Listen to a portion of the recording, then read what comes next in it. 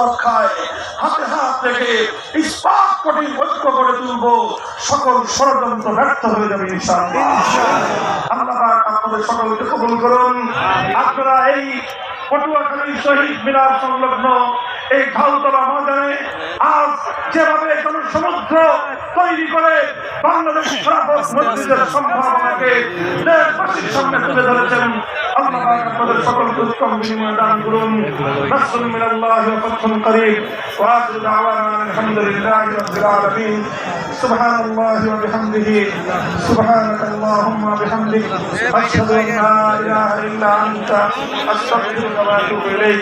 ইয়া হাইয়্যু ইয়া কাইয়্যুম برحمتك نستغيث اصلح لنا شأننا كله ولا تكلنا إلى أنفسنا طرفة عين إله العالمين।